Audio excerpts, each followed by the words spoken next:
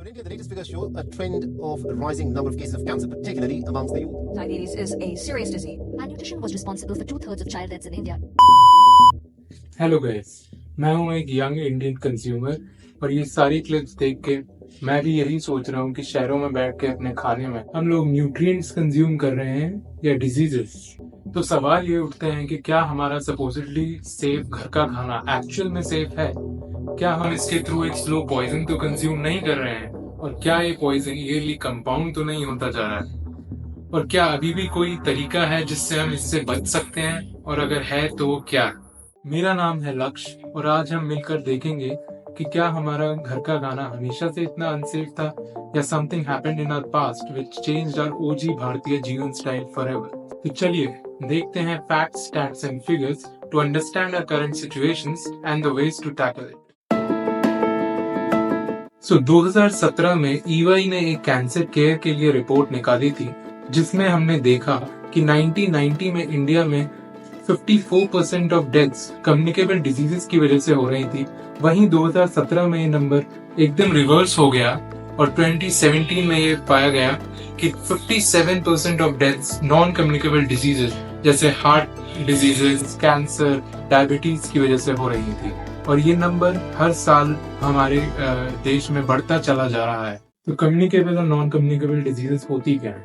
Communicable diseases वो सब हैं जो हम किसी और से कैच कर सकते हैं, लाइक कोविड, कोल्ड, कफ, वायरल इन्फेक्शंस एक्सेट्रा। और नॉन कम्युनिकेबल डिजीजेस वो हैं जो हमें किसी और से नहीं मिलते पर हमारे खराब लाइफस्टाइल, खराब डाइट, इम्प्रॉपर न्यूट्रिशन की वजह से हमें होती हैं, जैसे diabetes, high BP, heart diseases और इवन कैंसर। तो ये डेटा से हम दो क्लियर कंक्लूजन्स निकाल सकते हैं। फर्स्ट, कि हमारा हेल्थ केयर सिस्टम काफी तेजी से आगे बढ़ा है और हमने माइनर इन्फेक्शंस या डिजीजेस से होने वाली डेथ्स को काफी हद तक रोक दिया है। लेकिन इसका दूसरा पहलू ये है कि 90s से लेकर अब तक हमारा लाइफस्टाइल काफी खराब होता चला गया है एंड हमारा हेल्थ केयर सिस्टम अभी उतना डेवलप नहीं हुआ है कि मास लेवल पर नॉन कम्युनिकेबल डिजीज से होने वाली डेथ्स को हम कंट्रोल कर पाए। पर सवाल ये उठता है कि क्या ये हमारी सिर्फ बैड चॉइसेस की वजह से हुआ है या जो चीजें हम सेफ मानकर ज्यादा कंज्यूम कर रहे हैं वही हमें ज्यादा नुकसान पहुंचा रही है। तो बात यहाँ तक पहुंची कैसे? इसको समझने के लिए हमें अपने पास्ट में चलना पड़ेगा और उसी से हमें समझ में आएगा कि यहाँ पर जो हमारी आज की प्रॉब्लम्स हैं उनके रूट कॉजेस आखिर में हैं क्या। तो आजादी के बाद गवर्नमेंट ने जमींदारी को अबॉलिश किया, काफी सारे लैंड लॉज इम्प्लीमेंट किए एंड हमारी फूड प्रोडक्शन की जर्नी फिर वहां से स्टार्ट हुई। तो फूड प्रोडक्शन स्टार्ट होने के बाद हमारे सामने दो तरह के स्टेट्स आए। फर्स्ट, सरप्लस स्टेट्स जिनके पास अपनी जरूरत से ज्यादा अनाज प्रोड्यूस करने की कैपेसिटी थी, एंड सेकेंड, डेफिसिट स्टेट्स जिनके पास अपनी अनाज की जरूरत को पूरी करने की कैपेसिटी भी नहीं थी। The reason behind this was the states locations and the irrigation facilities available to them. अब उस टाइम पर हमारी गवर्नमेंट के पास इतने पैसे नहीं थे कि वो हर स्टेट में इंफ्रास्ट्रक्चर डेवलप करे एंड वहाँ के एग्रीकल्चर प्रोडक्शन को बढ़ाए। तो गवर्नमेंट ने कहा सिंपल करते हैं, सरप्लस स्टेट्स से अनाज उठाओ एंड डेफिसिट स्टेट्स में बांटो।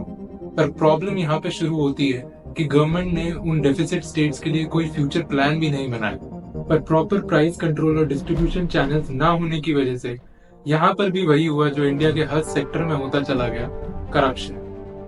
सरप्लस स्टेट्स होर्डिंग करने लग गए to raise prices and deficit states अपनी रिक्वायरमेंट से ज्यादा अनाज की मांग करने लग गए। तो सरकार अब यहाँ पर फिर से फंस गई। तो यहाँ पर एंट्री होती है हमारे फेमस अंकल सैम की, द यूएस।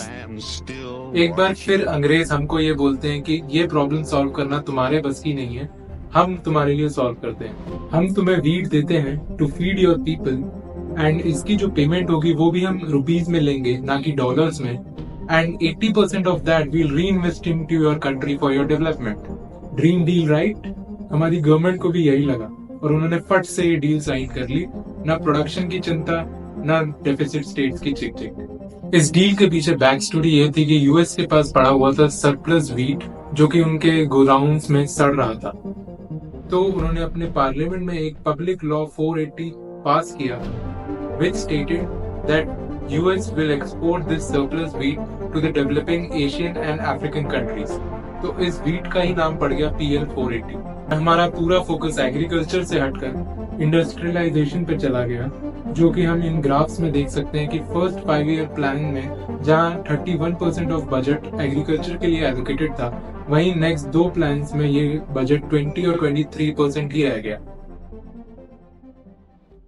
तो बढ़िया मॉडर्नाइजेशन शुरू, अनाज की प्रॉब्लम खत्म और प्राइस कंट्रोल भी हैंडल्ड PL 480 के through, and everyone lived happily ever after. Right? Wrong. ये 8-10 सालों में इतनी सारी कंट्रीज को वीट एक्सपोर्ट करते करते यूएस के स्टॉक्स भी खत्म हो गए थे, और 1965 में इंडिया पाकिस्तान की वॉर के बाद अंकल सैम हमें देते हैं एक वार्निंग कम और धमकी ज्यादा कि PL 480 का इंपोर्ट हम रोक देंगे। क्यों? क्योंकि अंकल सैम हमसे गुस्सा थे कि उनका इन्वेस्ट करा हुआ पैसा हम इंडस्ट्रियलाइजेशन में लगाने के बजाय वॉर्स में उड़ा रहे थे, और उनके वीट के स्टॉक्स तो वैसे भी खत्म हो ही रहे थे, पर रीजन कुछ और था। यूएस अब हमें और कुछ बेचना चाहता था। तो ये सब पता लगते ही हमारी गवर्नमेंट की तो फट जाती है। तो वो हमारे union food and agriculture minister C. Subramaniam को फटाफट यूएस भेजते हैं to ensure the import of PL 480 again. US में उन्हें कहा जाता है कि PL 480 के इंपोर्ट को कंटिन्यू करने के लिए उन्हें अपने एग्रीकल्चर को इंडस्ट्रियलाइज और मॉडर्नाइज करना पड़ेगा। इसमें जो भी मदद लगेगी उसमें यूएस खुद उनकी मदद करेगा, जैसे कि HYV seeds, fertilisers and pesticides. पर क्यों? क्योंकि उस टाइम पर high yield variety seeds, chemical fertilisers and pesticides का वर्ल्ड का सबसे बड़ा प्रोड्यूसर यूएस ही था। तो हमारे C. सुब्रमण्यम जी का मेन मोटिव था PL 480 का इंपोर्ट इंश्योर कराना, उसको कंटिन्यू रखना। तो वो ये डील साइन करते हैं, agrees on all the terms and conditions and even takes a fertilizer loan from the US. C. Subramaniam जी ये सब चीजें ले तो आए थे इंडिया में, लेकिन अभी भी किसानों को कन्विंस करना बाकी था कि वो अपनी ओजी भारतीय फार्मिंग को छोड़कर इस केमिकल फार्मिंग को शुरू करें, एंड मेजरली अपना खेती का स्टाइल बदलें और उस मोनोकल्चर पे स्विच करें। फार्मिंग होती है 2 टेक्निक से, एक पॉलीकल्चर और एक मोनोकल्चर। पॉलीकल्चर जो हमारे किसान ऑलरेडी कर रहे थे, उसमें बेसिकली फार्म पर मल्टीपल क्रॉप्स उगाए जाते हैं, ताकि एक क्रॉप अगर किसान का सड़ जाता है या फिर उसका रेट मार्केट में सही नहीं मिल रहा है, तो किसान has 3-4 options to fall back on for profit, just like a diversification technique in our stocks और म्यूचुअल फंड पोर्टफोलियो। हम लोग अपना सारा पैसा एक ही स्टॉक या एक ही म्यूचुअल फंड में तो नहीं लगाते ना, डाइवर्सिफाई करते हैं उसे। वही सेम टेक्निक फार्मिंग में। दूसरी टेक्निक होती है मोनोकल्चर। मोनोकल्चर का मतलब यह है कि किसान को अपने फार्म में सिर्फ और सिर्फ एक ही क्रॉप उगाना है, पूरे फार्म में 100%। ऐसे में ये बहुत ही रिस्की गेम बन जाता है, क्योंकि अब किसान ना तो अपने क्रॉप का इन्फेक्ट होने का रिस्क उठा सकता है और ना ही उसको मार्केट प्राइस इनसिक्योरिटी का रिस्क चाहिए। गवर्नमेंट ने ये सिचुएशन टैकल करने के लिए एक बढ़िया सिस्टम निकाला, input subsidies plus output guarantee का। इनपुट सब्सिडीज में सरकार HYV seeds, chemical fertilisers, chemical pesticides, पानी और बिजली सभी चीज सब्सिडाइज रेट पर किसान को देने लगी। एंड आउटपुट गारंटी की कहानी शुरू हुई 1964 में, जहां पर फूड कॉर्पोरेशन ऑफ इंडिया को सेटअप करा गया और उसमें बनाया गया हमारा agriculture prices commission APC। APC में एक लॉ पास करा गया विच स्टेटेड दैट HYV सीड्स के थ्रू जितना भी अनाज प्रोड्यूस हुआ है उसको सरकार MSP पर प्रोक्योर करेगी। MSP यानी कि मिनिमम सपोर्ट प्राइस। यहाँ पर जन्म हुआ MSP का, जो आज भी सरकार के लिए एक बहुत ही क्रिटिकल इशू बना हुआ है। और जो HYV सीड्स थे वो 90% सिर्फ राइस और व्हीट के इंपोर्ट हुए थे, और इसीलिए ही सरकार किसानों को मोनोकल्चर की तरफ बढ़ने की सलाह दे रही थी। तो इस input subsidy plus output guarantee के सिस्टम की वजह से किसान धीरे धीरे इसमें कन्विंस होने लग गए, और यहाँ से शुरू हुआ हमारा मोनोकल्चर केमिकल फार्मिंग का सफर। गवर्नमेंट ग्रीन रेवोल्यूशन में ऐसे स्टेट्स को प्रेफरेंस देती है जहां का इरिगेशन इंफ्रास्ट्रक्चर ऑलरेडी एक अच्छे लेवल पे था, और जिसमें सबसे ऊपर आते हैं पंजाब, हरियाणा और वेस्टर्न यूपी। इसके दो मेन रीजंस थे। पहला कि HYV सीड्स जहां 3 गुना अनाज प्रोड्यूस करते थे सेम एरिया से compare to natural organic seeds, लेकिन उसका दूसरा एस्पेक्ट ये था कि उन्हें 3 गुना पानी की जरूरत भी होती थी इस चीज के लिए।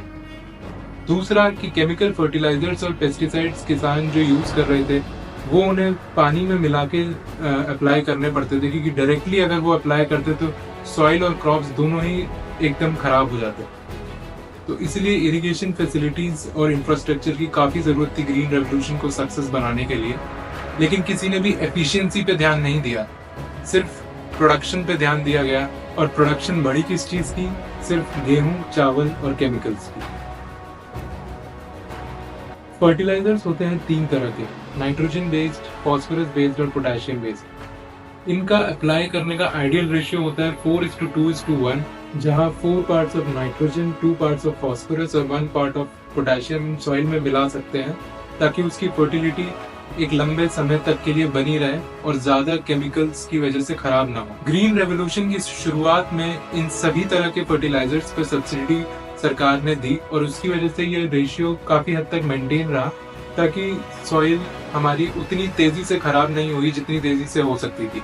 पर धीरे धीरे गवर्नमेंट पे भी बर्डन पड़ा और ये सब्सिडीज कम होती चली गई। यूरिया जो एक नाइट्रोजन बेस्ड फर्टिलाइजर है उस पर तो ये सब्सिडी बनी रही, पर बाकी सारे फर्टिलाइजर्स महंगे हो गए। इसकी वजह से अगर हम करंट सिचुएशन पर ध्यान दें तो 2018 की FAI की रिपोर्ट के अकॉर्डिंग ये रेशियो 4:2:1 का काफी ज्यादा अब्यूज हो चुका है ज्यादातर स्टेट्स में, और स्पेशली पंजाब और हरियाणा में, जहाँ पर 8 टाइम्स ज्यादा नाइट्रोजन यूज हो रहा है। इससे हमारी सॉइल फर्टिलिटी काफी तेजी से खराब होती चली गई। 1965 में जहाँ 1 किलो फर्टिलाइजर से अराउंड 14 किलो अनाज प्रोड्यूस होता था, वहीं 2005 में ये नंबर सिर्फ 4 किलो के अराउंड ही रह गया। 70% से भी ज्यादा का डाउनफॉल हुआ है हमारी प्रोडक्शन यील्ड में। नाइट्रोजन बेस्ड फर्टिलाइजर्स के अब्यूज से हमारी सॉइल के साथ साथ हमारा ग्राउंड वाटर भी खराब होता चला गया। नाइट्रेट लेवल ग्राउंड वाटर में जो कि 45 मिलीग्राम पर लीटर होना चाहिए, वो ज्यादातर स्टेट्स में हमारे 100 के भी पार है। पंजाब और हरियाणा में तो ये पानी खराब भी है और कम भी है, क्योंकि हम लोग इतना ज्यादा पानी HYV सीड्स की वजह से यूज कर चुके हैं इन स्टेट्स में कि अब वहां पर कुछ सालों में सूखा पड़ सकता है। दूसरी तरह के केमिकल्स हैं हमारे केमिकल पेस्टिसाइड्स। पेस्टिसाइड्स किसानों ने यूज करना इसलिए स्टार्ट किया क्योंकि अब उनका बहुत ही ज्यादा हाई रिस्क गेम था और वो अपनी क्रॉप्स को यानी कि गेहूं और चावल में कीड़ा नहीं लगने दे सकते थे। पर पेस्टिसाइड यूज में भी एक ट्रिकी चीज है जिसको हम एक एग्जाम्पल से समझते हैं। सपोज करिए कि आपने एक फार्म लिया, उस पर अपने गेहूं की फसल उगाई और उस फसल में 100 कीड़े लग गए। अब आप लाएंगे पेस्टिसाइड A, जो आप इस पे छिड़केंगे तो 100 में से 90 कीड़े तो मर जाएंगे, लेकिन जो 10 बच जाएंगे वो पेस्टिसाइड A से इम्यून हो चुके हैं। अब आपको पेस्टिसाइड A से ज्यादा टॉक्सिक या पॉइजनस पेस्टिसाइड B लाना पड़ेगा, ताकि जो उन 10 कीड़ों से जन्मे हुए बाकी के नए 100 कीड़े हैं जो कि पेस्टिसाइड A से इम्यून है, उन्हें आप पेस्टिसाइड B से मारें। लेकिन वही प्रॉब्लम होगी कि फिर से 10 बच जाएंगे और वो 10 के लिए आपको पेस्टिसाइड C लाना पड़ेगा। तो अब आप सोचिए कि 1965 से ये साइकिल चलता आ रहा है, तो अब तक हमारे खाने में कितने ज्यादा पॉइजनस पेस्टिसाइड्स पहुंच चुके होंगे। रही सही कसर HYV सीड्स और मशीनों ने पूरी कर दी, जिनकी वजह से हमारे जो एनिमल्स थे वो भी हमारे बाहर फार्म से बाहर हो गए। Our biodiversity got ruined due to chemicals and industrialization of our agriculture, but also the diversity of nutrients on our plate also vanished. Protein और आयरन की कमी की वजह से इंडिया इस टाइम पर माल न्यूट्रिशन और एनीमिया पेशेंट्स के नंबर्स में टॉप पर आता है। हमारा फोकस सिर्फ पेट भरने पर था, ना कि होलसम न्यूट्रिशन पर। 1965 में फूड कॉर्पोरेशन ऑफ इंडिया ने एक लिस्ट निकाली जिसमें हर एक एडिबल फूड आइटम पर permissible chemical residual limit set करी गई। इसका मतलब ये था कि उस आइटम में इतना केमिकल रेजिड्यू परमिटेड है, हमारी कंजप्शन के लिए सेफ है अकॉर्डिंग टू FCN। अब इसमें प्रॉब्लम ये थी कि हम एक रोटी, एक सेब या एक सब्जी तो हम खा नहीं रहे हैं पूरे दिन में, हम तो ये मल्टीपल चीज़ें खा रहे हैं और वो भी दिन में 3-4 बार खा रहे हैं, वो भी रोज। तो उसका जो केमिकल रेजिड्यू है वो कितना कंपाउंड होता जा रहा है इस बारे में किसी ने ध्यान नहीं दिया, क्योंकि अब केमिकल फर्टिलाइजर्स और पेस्टिसाइड्स की कंपनीज इंडिया में ही इतनी बड़ी हो गई हैं कि वो नहीं चाहेंगी कि ये सब डेटा या ये सब डायरेक्शन में रिसर्च हो या कोई स्टडी हो। लेकिन अब आप ये देखिए कि सुबह सब मंडी से कोई सब्जी लेके आते हैं और शाम तक अगर उसे फ्रिज में ना रखा जाए तो वो सड़ जाती है। अब 1950s में ये इमेजिन करिए कि भारत की कौन सी मेट्रो सिटी में कौन सा ऐसा घर था जिसमें फ्रिज था। लेकिन हम सब जानते हैं कि हमारी ग्रैंड पेरेंट्स और पेरेंट्स की जनरेशन हमसे कितनी ज़्यादा हेल्दियर और स्ट्रॉन्गर थी, क्योंकि उनके ज़माने में an apple a day keeps a doctor away actual ground पे इम्प्लीमेंट होता था। क्योंकि आज के 10 एप्पल्स में भी उतना न्यूट्रिशन नहीं है जितना उस टाइम के एक एप्पल में होता था, और आज के एक एप्पल में उस टाइम के हज़ारों एप्पल से ज़्यादा केमिकल रेजिड्यू है। हम आजकल एक एप्पल से ज़्यादा नहीं खा पाते क्योंकि वो इतना हैवी लगता है हमें, क्योंकि उसमें इतने केमिकल्स भरे हुए हो। हमारा ओजी भारतीय घर का खाना तो खराब हो ही रहा था, पर 1991 में जब इंटरनेशनल ब्रांड्स के लिए हमारी मार्केट खोली गई तो वहाँ से शुरुआत हुई consumption of outside junk food. तो हमारी गिरती हुई हेल्थ और बढ़ती हुई डिजीजेस का पूरा ब्लेम हम केमिकलाइज्ड घर के खाने पे नहीं डाल सकते, क्योंकि कहीं ना कहीं हमारी चॉइसेस भी उसके लिए रिस्पॉन्सिबल हैं। हमने आउटसाइड जंक फूड को भी काफ़ी प्रेफरेंस दी, खास करके हमारी जनरेशन ने। एंड अल्टीमेटली ये जो कंपनीज हमारे यहाँ आई थी वो भी केमिकलाइज्ड फार्मिंग के प्रोडक्ट्स को ही यूज करके अपना खाना बना रही थी। पर क्या हमारे पास अभी भी ऐसे ऑप्शंस हैं to eliminate chemical consumption in our food? क्या हम अभी भी अपनी प्लेट को डाइवर्सिफाई कर सकते हैं विद ऑल एसेंशियल न्यूट्रिएंट्स? और क्या हम अपनी हेल्थ को बचा सकते हैं? Let's see all the possible solutions in the next section. इस विशियस सर्कल को तोड़ने के लिए 3 लोगों का कंट्रीब्यूशन लगेगा: गवर्नमेंट, फार्मर्स और इंडियन कंज्यूमर्स यानी कि हम। गवर्नमेंट ने 3 मेजर स्टेप्स लिए हैं पिछले कुछ सालों में to promote the conversion from chemical farming to organic farming. पहला स्टेप है परंपरागत कृषि विधि योजना 2015।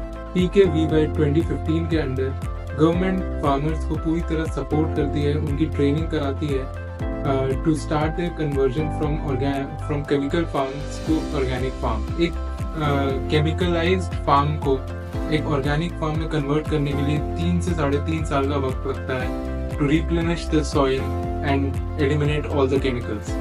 सो इसमें जितने भी इनपुट्स की जरूरत होती है, चाहे वो ऑर्गेनिक सीड्स हों, बायो फर्टिलाइजर्स हों या फिर ट्रेनिंग प्लांटिंग मटेरियल हो, ये सब गवर्नमेंट प्रोवाइड कराती है किसानों को PKVY 2015 के अंडर। इसके साथ साथ 50,000 रुपए पर हेक्टेयर पर ईयर किसानों को दिया जाता है इन 3 सालों के लिए टू सपोर्ट देम फाइनेंशियली। दूसरा स्टेप जो गवर्नमेंट ने लिया वो था 2023 की PRANAM scheme, which stands for program for restoration, awareness, nourishment and amelioration of mother earth. ये स्कीम इसलिए लाई गई थी क्योंकि 2022 में जो रिपोर्ट आई थी कि 2025 तक हमारी प्रोडक्शन इतनी कम हो जाएगी कि हम अपना पेट भी नहीं भर पाएंगे, एंड वो सब हो रहा था केमिकल फर्टिलाइजर्स के ओवर यूज एंड अब्यूज की वजह से। इस वजह से गवर्नमेंट अब प्रमोट कर रही है ऑल्टरनेटिव ऑर्गेनिक और bio fertilisers. Organic and bio fertilisers में लाइव माइक्रो ऑर्गेनिजम्स पाए जाते हैं जो नेचुरली सॉइल की फर्टिलिटी को बढ़ाते हैं, उसमें न्यूट्रिएंट्स इन्फ्यूज करके, एंड उससे हमारी प्रोडक्शन नेचुरली बढ़ेगी इन द फ्यूचर। तीसरा और सबसे मेजर इम्पैक्टफुल स्टेप जो गवर्नमेंट ने लिया, जिसका इम्पैक्ट पूरे दुनिया भर में हुआ, वो था international year of millets 2023। UN ने 2023 को international year of millets declare किया on the behest of our PM Modi. दुनिया इंटरनेशनल मिलेट ईयर मना रही है। भारत में मिलेट्स के अनेक प्रकार, अनेक नाम है।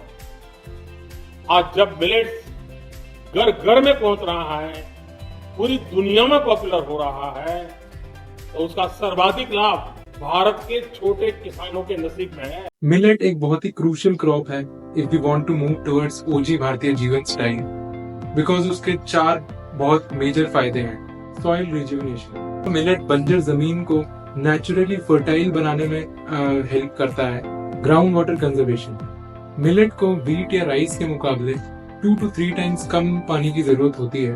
पेस्टिसाइड प्रिवेंशन, मिलेट एक ऐसा क्रॉप है जिसपे पेस्ट लगते ही नहीं है, ये एक पेस्ट फ्री क्रॉप है, तो केमिकल पेस्टिसाइड्स का यूज वहीं पर 0 हो जाता है। और चौथा बड़ा एडवांटेज ये है कि मिलेट में व्हीट और राइस के मुकाबले प्रोटीन और आयरन दोनों की ही मात्रा ज्यादा पाई जाती है। The problem with us young Indians is that we are always crying about the problems around us. But this time we should look to be a part of the solution.